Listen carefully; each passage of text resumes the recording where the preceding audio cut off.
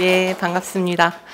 저는 대한정치운동, 한국의 대한정치운동의 사례인 그 청년 정치 세력화 시도 중에 하나로 청년당하고 미래당에 대한 발표를 하겠습니다. 제가 사실은 지금 그 한림국제대학원대학교에서 이제 정치 외교를 전공하고 있는데요. 여기서 지금 졸업 논문으로, 그러니까 제가 근무하고 있는 미래당, 그리고 미래당의 조상인 청년당, 이거를 논문으로 사실 쓰고 있는데 1년째 쓰고 있는데 논문이 통과될지는 잘 모르겠어요. 이제 가봐야 될 것 같고. 예. 그 내용을 좀 발표 드리려고요. 근데 이제 제가 이 청년당 연구를 하면서 청년 문제의 어떤 기원 같은 거를 이제 찾아봤어요. 그랬더니 사실상 2000년대 후반에 이제 청년 문제가 구체적으로 부상하게 됩니다. 이제 그 2007년인가 8년에 그 우석훈 교수의 그 88만 원 세대를 시작으로 이게 시작되는데, 그때 2000년대 후반에 청년 문제가 부상하기 전에 어떤 청년 문제는 대부분 그냥 취업이 어렵다, 청년들이 뭐 이런 내용이었는데, 이제 구체적으로 2000년대 후반에 청년들이 막 자살하고 등록금 높다고 막 그 경쟁에 내몰려 청년들이 자살하고 등록금으로 이제 투쟁하고 막 이렇게 시작되면서 이게 청년 문제라는 어떤 구조화된 문제로 이렇게 개념화가 되기 시작해요. 근데 그 이전까지는 사실은 청년 문제는 별로 이렇게 관심사가 아니었어요. 그러니까 해방 후에 산업화, 민주화 거치면서 이게 빈부격차의 문제인지 아니면 노사 갈등의 문제인지 이게 중요한 거지, 사실 청년 문제는 중요한 게 아니었다. 그래서 제가 청년 문제의 개념을 좀 정리해 봤어요. 근데 그게 이제 3가지 정도로 나뉠 수가 있더라고요. 그래서 첫 번째가 20, 30대 청년들이 이행기 과정에서의 취업난, 그러니까 취업 자체가 어려워지는 거죠. 근데 이게 IMF 이후에, 그러니까 이중구조화된 이런 정규직과 비정규직, 대기업과 중소기업, 이렇게 일자리의 이게 질이 두 갈래로 이렇게 나뉘게 되는데, 그러면서 이제 청년들 취업난이 이제 심각해지거든요. 근데 그게 더 이제 악화되는 게 2008년 금융위기 이후에 이제 더 이제 저성장 기조로 가면서 좋은 일자리들이 거의 사라져가요. 근데 이게 비율이 어떻게 되냐면은 2010년대에는 그 10대, 아니 20대 80 정도 되다가 2020년대에 오면은 거의 그 좋은 일자리 비율이 10대 90으로 가거든요. 그러니까 다 그 10의 그 좋은 일자리, 공무원 일자리랑 대기업 정규직 일자리 하려고 이 청년들이 거의 뭐 몇 년씩 공부하고 막 이런 상황이 되는 거죠. 그 다음에 두 번째가 이 10대 90 이 싸움에서 탈락한 친구들이 빈곤과 복지 문제, 또 주택 문제, 뭐 결혼을 미루는 문제, 이런 거에 시달리게 되는 거죠. 근데 실제적으로 이 청년 부분에 복지는 거의 없었어요. 뭐라고 했나? 그 이재명 시장이 성남시에서 뭐 청년 수당하고 청년 배당하고 아니면은 서울시에서 뭐 청년 수당 요거 하기 전까지는 청년 복지라는 게 거의 없었는데, 이게 2010년대에 이제 조금씩 나왔는데 그래도 그게 부족한 거죠. 그리고 세 번째가 요거는 가장 최근에 나온 청년 문제예요. 그러니까 청년 세대 내에서 그 부모의 경제적 지위에 따른 세대 내 계급적 심화, 이게 나오는데, 이거는 사실은 찾아보면은 박근혜 정부 때 구체적으로 나와요. 이게 수저론으로 나오는데, 흑수저, 뭐 금수저, 뭐 이런 걸로 나오는데, 이제 최근에는 요거에 좀 이런 문제 약간 변형이 조국 사태라고 저는 좀 보고 있어요. 그래서 이게 그 청년 문제라는 게 사실은 일자리 문제를 넘어서 또 구조화된 계급의 문제까지 이렇게 그런 사안이, 개념이 이렇게 커지고 있는데, 이게 기존의 그런 양당제라는 정치 구조로는 사실은 해결을 못하고 있죠. 이게 2010년대 후반에 나오기 시작하는데 지금 2020년인데도 아직 이게 해결이 안 되고 오히려 악화되고 있다. 그래서 이런 필요성에서 20, 30대 청년들만을 대상으로 이렇게 청년 세대를 이제 호명해가지고 이 사람들을 정치적 결사로 이제 구성하는 게 사실상 이제 청년 정치 세력하고 그 세대 균열에 이제 바탕을 한 이제 정당이 탄생하게 되는데, 이제 이게 청년당이죠. 근데 이게 좀 빨리 나왔어요. 2011년 이제 안철수 현상의 진원지인 이 천층 콘서트 자원봉사자들이, 저는 사실 청년당 때는 함께하지 않았는데 그때 이렇게 기록을 찾아보면은 그 2011년도에 안철수 현상이 진짜 대단했더라고요. 그래서 20, 30대를 중심으로 이제 청춘 콘서트를 하는데 이제 20, 30대들의 그런 변화의 열망, 이 헬조선 막 이런 변화의 열망이 안철수라는 아이콘을 통해서 이제 투영이 돼요. 그래서 그때 막 2012년에 대선 후보까지 막 50% 넘고 막 엄청난 지지를 받는데, 지금의 안철수 대표님하고는 조금 거리가 있는데 그 당시에는 정말 어마어마했다.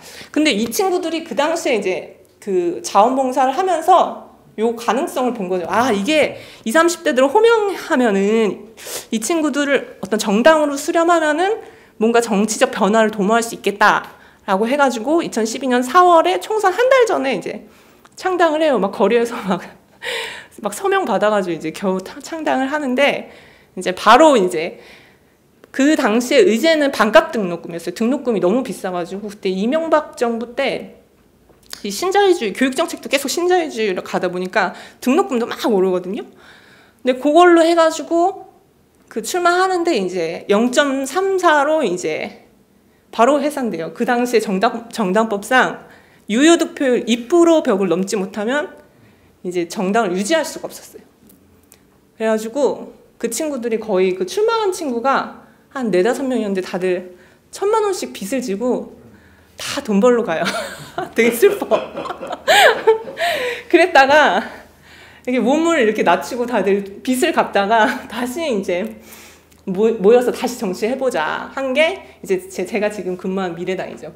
근데 미래당도 사실은 촛불 전국에서 재창당을 하게 되거든요. 근데 원래 창당할 생각이 있었어요. 왜냐면 청년 문제를 해결해야 되니까 원래 창당할 생각이 있는데, 근데 그때 마침 딱 촛불이 터진 거예요. 탄핵 정국이 터져가지고 그때 막 거리로 나가가지고 막 박근혜 얘기하고 막 촛불혁명 얘기하고 하면 시민들이 막 서명해줘. 당황해서 막 써줘. 그래가지고 그때 전국을 돌아다니면서 바로 창당을 했어요. 근데 그때 저도 그 상황이 있었는데, 그래 정치 필요하지, 청년들이 청년 문제 해결해야지 막 이렇게 정당 만들었는데, 근데 정당이 뭐 하는 거지? 이거 잘 모르겠는 거예요. 그래가지고 뭐를 해야 되나 잘 몰라가지고 그리고 언론에서 아무도 관심이 없어요. 그래서 저희가 뭐 논평을 쓰고 기자 아무도 안 와. 기자 없는 기자회견 막 이런 거 하고, 이러면 논평 아무도 안 봐. 근데 이제 우리 쓰고, 그러면서 막 청년 문제 이렇게 연구하고 나름의 어떤 정치적 목표랑 이념이랑 이런 걸 만들려고 저희 내부적으로 막 하면서 이제 했던 활동들이 주로 청년 단체인 청년 유니온, 민달팽이 유니온 이런 데하고 청년 문제에 관련한 이슈를 막 찾아다녔어요. 그래서 청년 임대주택 막 만들어라 해가지고 막 연자농성 같은 거 하고 막, 그리고 채용비리 뭐 김성태 의원 처벌하라 막 이렇게 따라다니면서 막 기자회견 하고 막 뭐라고 하고 비난하고 의원들 비난하고. 그리고 좀 저희가 그 미래당이 되게 열심히 했던 게 바른미래당이랑 정의당 녹색당이랑 이렇게 같이 이제 원내 정당 같이 해가지고 연동형 비례대표제 선거제도 개혁을 되게 열심히 했어요.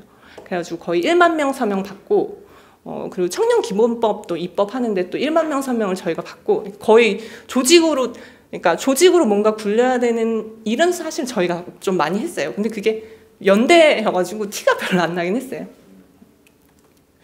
근데 저희는 나름 되게 열심히 했는데 지난 총선에서 득표율이 0.25예요. 근데 그게 그 청년당 때는 사실 0.34 정도 했거든요. 근데 떨어졌어. 되게 열심히 했는데 3년을 열심히 했거든요. 그리고 제가 이거를 논문 쓰면서 이 언론에 얼마나 노출됐는지 제가 찾아봤어요. 근데 청년당은 100회가 안 돼요. 뉴스 나온 게. 근데 우리는 미래당은 1000건이 넘어. 그러니까 시민 인지도는 높은데 청년들이 안 찍어줬어요.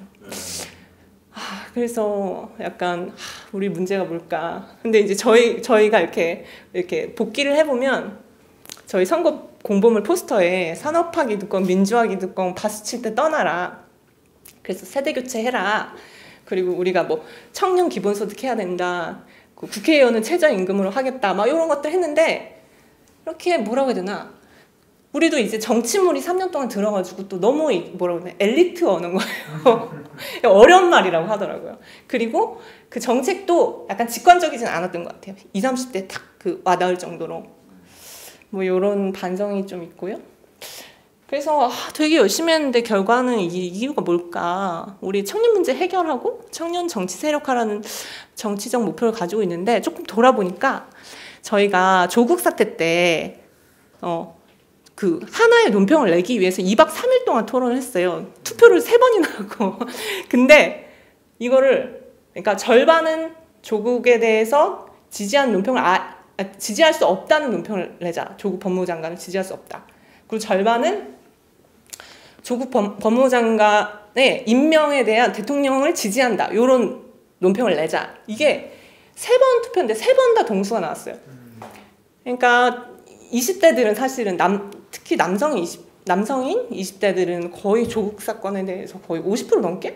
제가 봤던 건 한 70%까지도 조국 사태에 대해서 엄청 조국 법무부 장관의 어떤 자녀의 입시 특혜 의혹 관련해서 되게 부정적으로 보고 임명에 대해서 대부분 부정적으로 얘기했는데 저희 내부에서도 이런 합의가 있었지만 결국에는 계속 3번 투표하다가 문재인 대통령이 조국을 임명해버렸어요.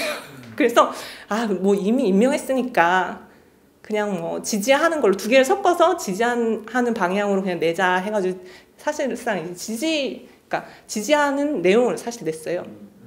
근데 돌아보면은 우리가 조국에 대해서 딱 반대했을 때 그 비난을 들을 자신이 없었던 것 같아요. 그러니까 외부적으로 검찰개혁 저희도 찬성하죠. 근데 그런 합법화된 이 불공정에 대해서 정확하게 이 청년들의 분노에 대한 그 분노를 딱 전달했어야 되는데 요걸 전달하면은 니네 자한당이랑 한패야, 조중동이랑 한패야 이런 말을 들어야 되는데 그게 그 정도의 그런 건 없었어요. 왜냐하면 일단 그 촛불 전국에서 저희가 탄생했기 때문에 대부분의 그런 지지가 보수적인 분들 아니시고 대부분 이렇게 민주 진보 진영의 어른들이 사실 당원으로 많이 계시거든요.